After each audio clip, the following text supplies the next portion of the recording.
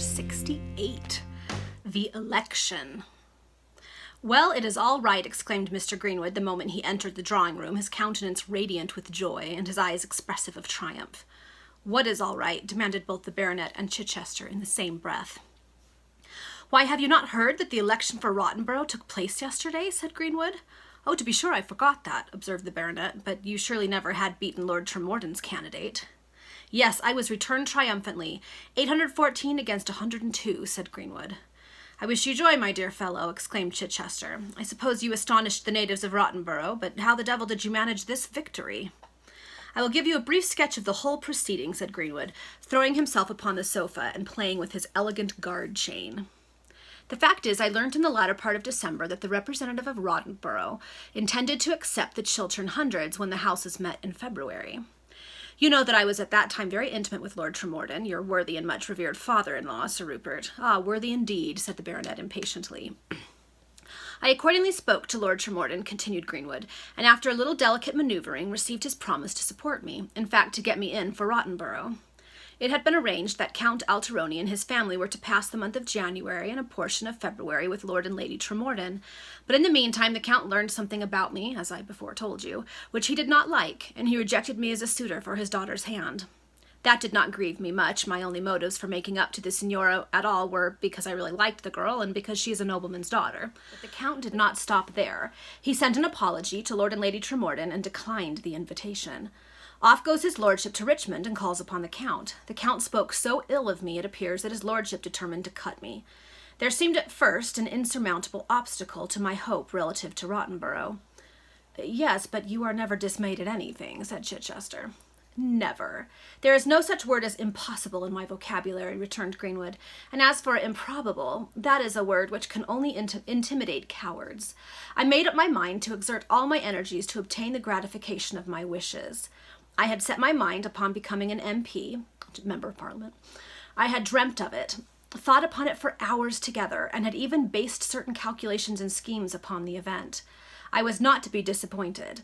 I immediately went down to Rottenborough and put up at the principal inn. I looked about me for a day or two and at length saw something that suited me, an old mansion in such a ruined and dilapidated state that it would require 3,000 or 4,000 pounds to restore it to a habitable and comfortable condition. It belonged to the banker of the place. I bought it without haggling and thus made a friend of him. I then set all the masons, carpenters, decorators, and upholsterers in the place to work, paid a considerable sum into the banker's hands, and appointed the head solicitor in the town to be my agent. I moreover gave him certain secret instructions relative to my ultimate views and returned to London. Every Saturday I went down to Rottenborough. It is only 24 miles from London, you know, and paid all the bills without demanding discount. I also sent £50 to the clergyman of the parish to lay out in purchasing blankets for the poor, and paid the coal merchant for 50 tons of coals, also for charitable distribution. I always remained at Rottenborough until Monday morning and went to church 3 times on Sundays. No one spoke their responses louder than I did. No one dwelt with such holy delight upon the clergyman's sermons as myself. I moreover won the hearts of the churchwardens by placing a £10 note in the plate after a charity sermon, and I secured the overseer by visiting the workhouse with him, tasting the soup, and pronouncing the dietary scale to amount to absolute luxuries. In this manner I was soon talked about. "Who is this Mr. Greenwood?" was the universal question. "A wealthy capitalist of London," answered the lawyer. Thus everything progressed well. "Yeah, he's figured out if you pour enough money into a place, people will overlook your morals." "So I should imagine," observed the baronet. "Well, Parliament met, the representative of Rottenborough resigned his seat, and the next morning, by 8 o'clock, my lawyer agent had secured every inn, tavern, and public house in Rottenborough in my name. Placards were posted all over the town announcing my intention to come forward in the Liberal interest, Lord Tremorden having always supported the opposite side. Down goes Lord Tremorden with his candidate and is quite astonished to see all the walls and houses covered with posters on which the name of Greenwood appeared in monster type. If he were surprised at first, how much more was he compelled to marvel, and how deeply was he annoyed when not an inn, not a tavern, not even a public house would receive him or his horses. His lordship drove to the rector's. The parson was exceedingly glad to see his lordship and hoped his lordship would make his, the rector's, house his home. But he, the rector, could not think of entertaining the Conservative candidate also, as he had promised his vote to a gentleman who intended to settle in the place, and who had already done a vast amount of good there. Lord Tremorden was astounded. He went to the banker's. Precisely the same answer. The brewer, the coal merchant, the chairman of the board of poor law guardians, who had heard that I admired the soup and considered gruel at 19 out of 21 meals every week to be actually encouraging in the poor a taste of luxuries, all spoke well of me.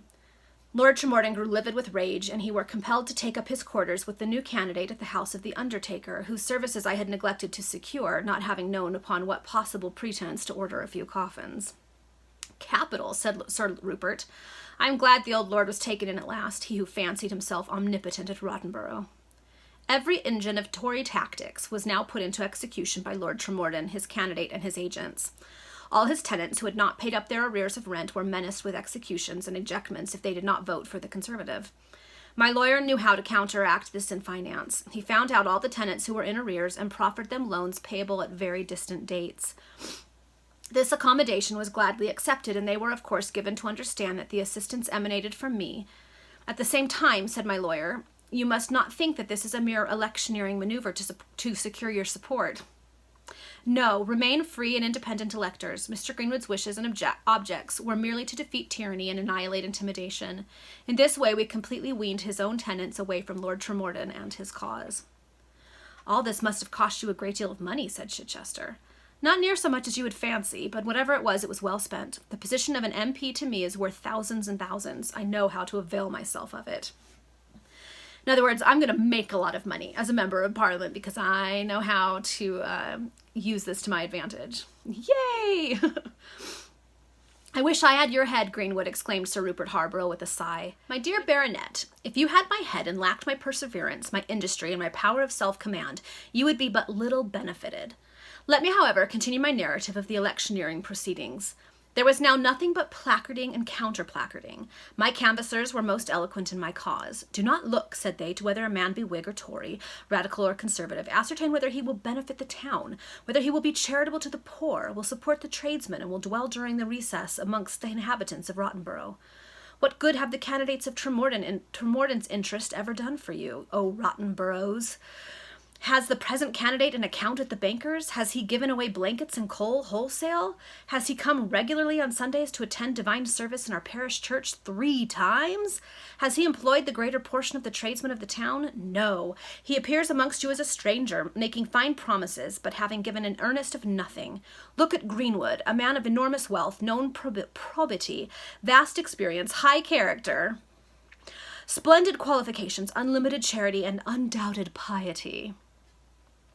"I suppose you wrote out all that for your canvassers," said Chichester. "No, my lawyer copied a character for me out of an old romance, and it seemed to be admirably appreciated.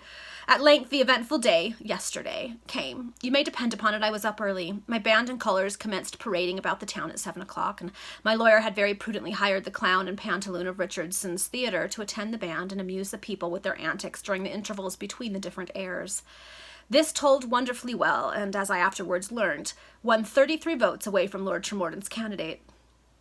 A fact which speaks volumes in favour of the intellectual qualifications of the people of Rottenborough," observed the baronet.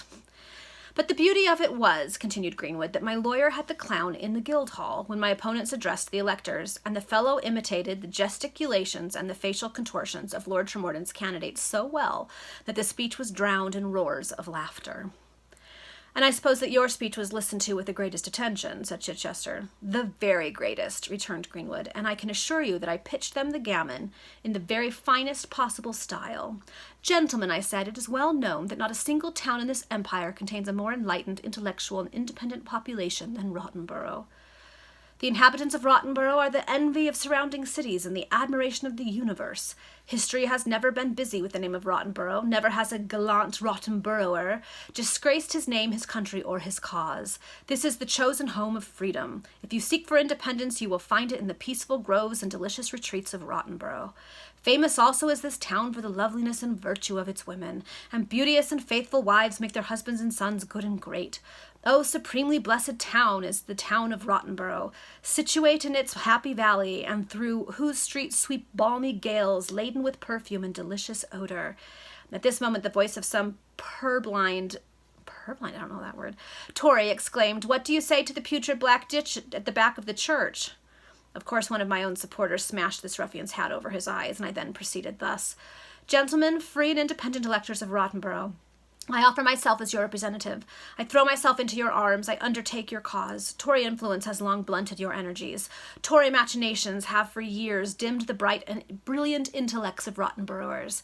Do you ask me what are my principles? I will tell you. I am a liberal in every sense of the word. I am anxious that every free and independent elector or Rottenborough shall have his beef and beer for nothing, which shall be the case tomorrow if I am returned today.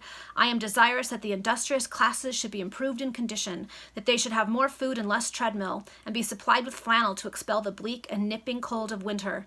This want it shall be my duty to supply. But that is not all. I hope to see the day arrive when every pauper in the workhouse at Rottenborough shall thank God for his happy condition and receive an extra half-ounce of bacon for dinner on the Sabbath. These are my fond aspirations. These are my aims. If I seem to promise much, I am ready to perform it all. Trust me, try me, place me in a condition to be useful to you. I have now expanded to you all my views. I have laid bare my secret soul to your eyes, and heaven can attest the sincerity of my intentions. Under these circumstances, I confidently claim your suffrage. But if it should happen that I am disappointed, if I am forced to shut up the mansion which I have purchased in this neighborhood, suspend all the works, and fly forever from the peaceful retreats and delicious haunts of Rottenborough, I shall at least... Here it was arranged between my lawyer and me that my voice was to falter, and that I should seem as if I was about to faint. I accordingly wound up the farce with a little bit of melodrama, and from that instance the cause of my opponent was desperate beyond all chances of redemption. You deserve success after that brilliant speech, said Chichester, laughing heartily at this narrative. The polling was continued briskly until 4 o'clock, when the mayor closed the books and announced that George Greenwood, Esquire, gentleman, was duly returned to serve in Parliament as the representative of Rottenborough.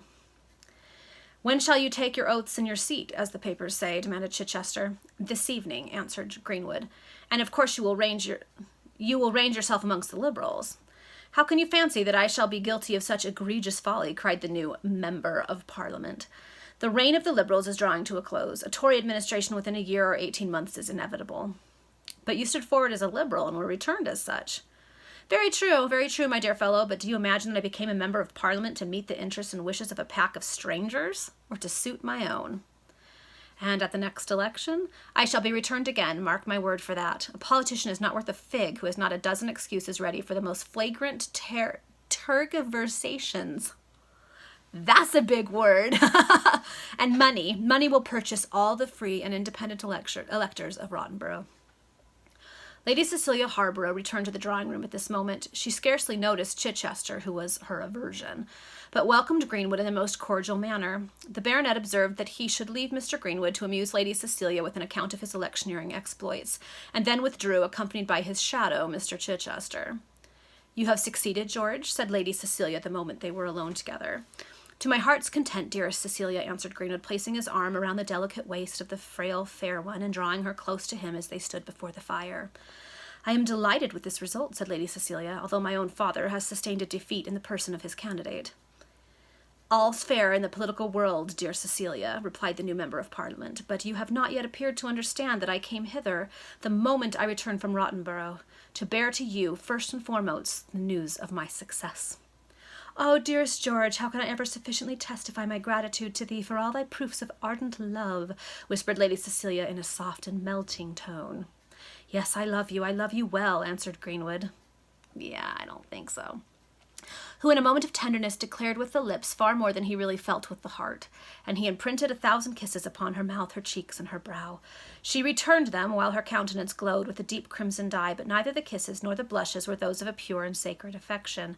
They were the offspring of a licentious and illicit flame. A slight noise in the room startled the guilty pair. They hastily withdrew from each other's embrace and glanced around. Mr. Chichester was advancing towards the table in the middle of the apartment. Lady Cecilia uttered a faint cry and sank upon the sofa. I beg you 1,000 pardons, said Chichester, affecting the most indifferent manner, but I had left this parcel behind me, and taking up the small package containing his dice and cards, he withdrew. Merciful heaven, said Lady Cecilia, we are discovered, we are betrayed, that wretch will ruin us. Do not fear, do not alarm yourself, sweetest lady, returned Greenwood. I will undertake to stop that man's mouth. 1 moment, and I return. He hurried after Mr. Chichester, whom he overtook halfway down the stairs. Chichester, 1 word with you, said Greenwood. 12, if you like, my dear fellow. You came into the drawing-room a minute ago unexpectedly, and I apologized for my rudeness. Yes, but you are not the less possessed of a secret, which involves the honor of a lady, the happiness of an entire family. Greenwood, I am a man of the world. You can rely upon me, interrupted Chichester. Fear nothing on that score.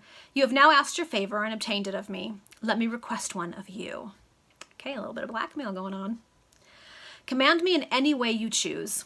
I am at this moment embarrassed for £100 or so.